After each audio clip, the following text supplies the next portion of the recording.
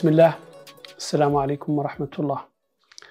Donc la cinquième vidéo هي la série اللي عن le myélome multiple اللي تعود عن le myélome multiple symptomatique معناها proprement dite. On commençait par une définition. On finira par une présentation clinique du myélome. Les vidéos suivantes يعودوا عن les manifestations biologiques ou عن le diagnostic ou la prise en charge ou le traitement. Donc, un myélome multiple symptomatique est défini par le premier critère est une plasmocytose médullaire supérieure à 10%, voilà un plasmocytome prouvé histologiquement. Plasmocytome معناها une localisation, une prolifération plasmocytaire localisée sous forme de plasmocytome. Le diagnostic se fait par une biopsie. Donc, si vous avez un plasmocytome qui a été prouvé histologiquement lors d'une biopsie, ou si vous avez une plasmocytose médullaire supérieure à 10%, c'est un des critères du myélome multiple symptomatique. Le deuxième critère est la présence de signes cliniques ou de signes crabbing dont on a parlé tout à l'heure, la calcémie qui est augmentée à 110 ou l'atteinte rénale définie par une clairance de la créatinine inférieure à 40 ml par minute, ou une anémie inférieure à 10 grammes, ou une lésion osseuse lytique de taille supérieure ou égale à 5 mm. Donc, plasmocytose, voilà, plasmocytome prouvé histologiquement, plasmocytose supérieure à 10% les éléments figurés de la moelle, présence de signes Crabbe,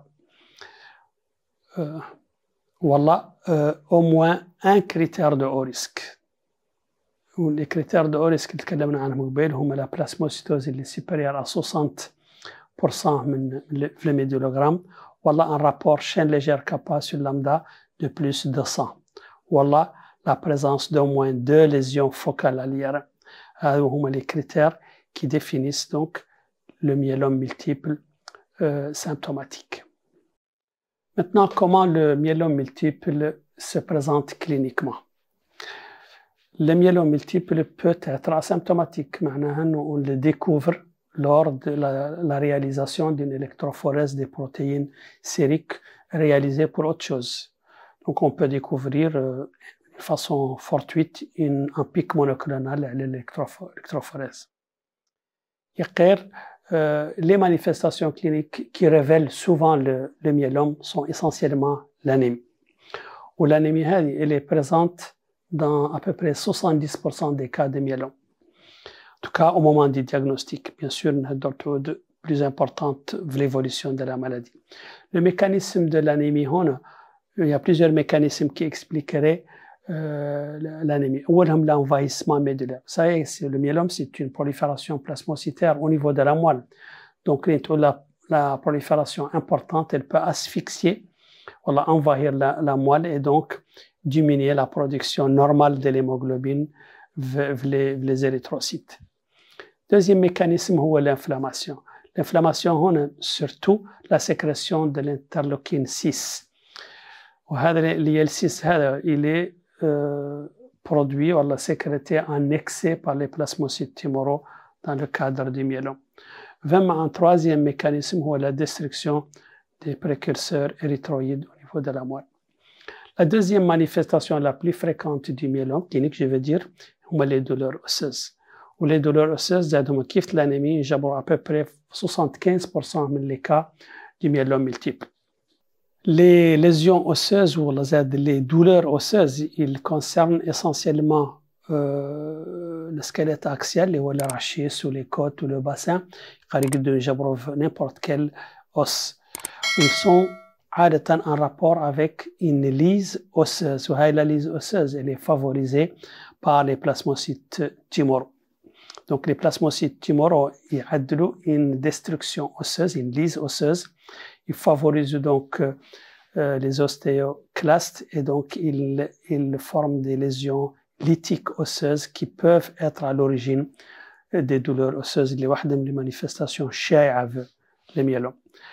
Les douleurs osseuses عندهم des caractéristiques de douleur osseuse d'horaire inflammatoire. inflammatoire معناها ان فيهم ذيك الدروياج ماتينال وانهم عادة يمتهنوا في الليل. و ils sont surtout des douleurs osseuses permanentes ou insomniantes. la lyse osseuse اللي عدلوها les plasmocytes هاولي ليز اوسيز يقدروا يخلقوا فيهم des complications. من بين هاولي les complications des fractures. les fractures يقدروا يعودوا au niveau des vertèbres يقارنوا اللي يقدروا يخلقوا au niveau du fémur ou de l'humerus. Les mêmes lises osseuses, comme ils vont liser l'os, ils vont donc libérer le calcium et donc provoquer une hypercalcémie. Donc l'hypercalcémie est une complication من les lises osseuses. Ou la troisième complication, elle est la plus importante ou la plus grave, ou l'urgence donc, c'est une urgence médico-chirurgicale, il y a la compression médulaire. Ou la compression médulaire, on a deux mécanismes. Soit une fracture vertébrale avec un recul du mur postérieur vers la moelle, donc ça donne une compression médulaire, ou alors la présence d'une tumeur plasmocytaire, هي une vesselle qui تكبر بحيث أن تعدل une compression médulaire, خاصة أن تعود هذا البلاسموسيتوم au niveau des vertèbres. Donc, les lises osseuses peuvent se compliquer de fractures vertébrales, fémorales ou humérales, d'hypercalcémie ou de compression médulaire nécessitant une prise en charge médico-chirurgicale urgente. La troisième manifestation clinique du myélome multiple, c'est les hypercalcémies, qui ont un rapport avec la lyse osseuse provoquée par les plasmocytes. L'hypercalcémie, elle est fréquente ou révélée, peut-être le mode de révélation du myélome multiple dans 20% des cas, ou comme on a dit, c'est une complication en rapport avec la lyse osseuse provoquée par les plasmocytes. L'hypercalcémie est importante, une urgence thérapeutique parce qu'elle peut provoquer des troubles rythmiques ou des troubles conductifs. Et donc, c'est une urgence thérapeutique si elle conduit à cette complication liée aux troubles du rythme ou les troubles de la conduction.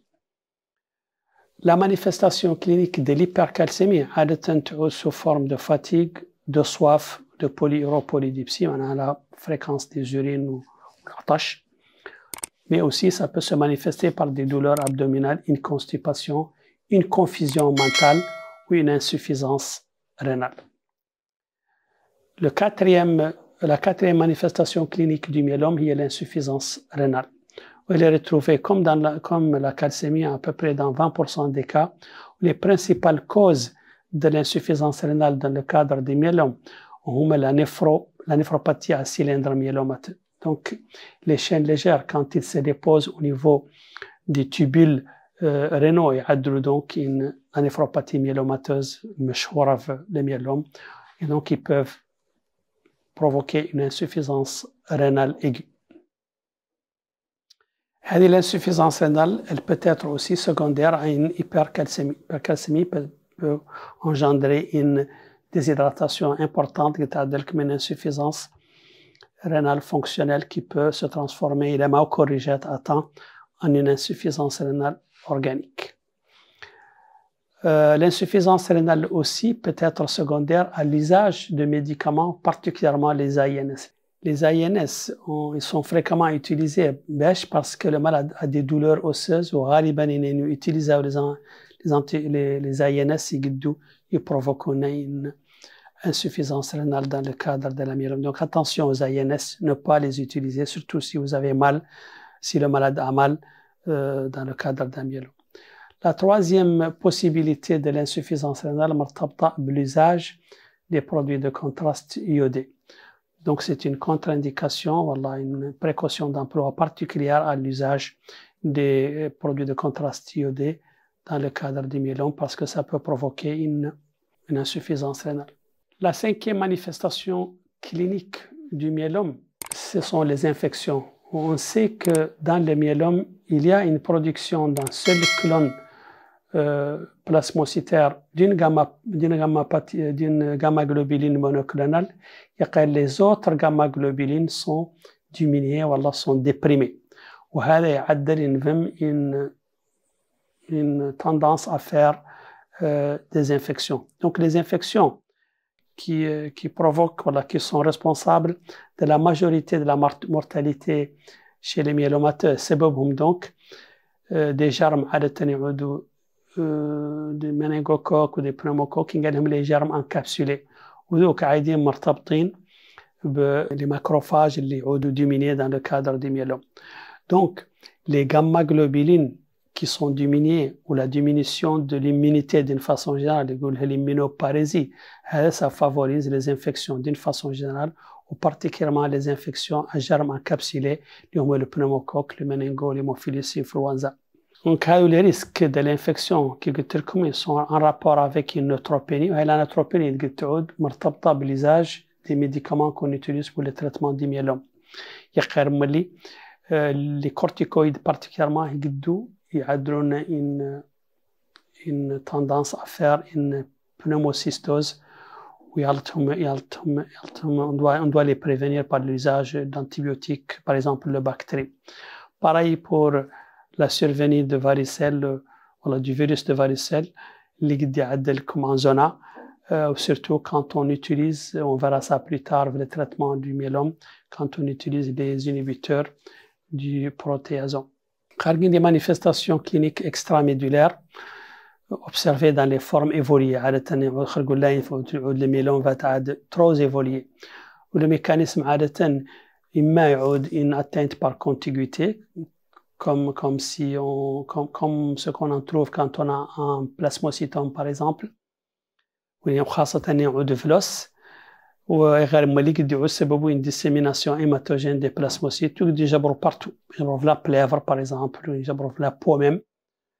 La plèvre, le diagnostic est facile parce qu'on va trouver dans le liquide pleural une immunoglobuline qui est identique à l'immunoglobuline qu'on retrouve dans le sérum. Le foie, une localisation plasmocytaire sous forme d'un plasmocyte.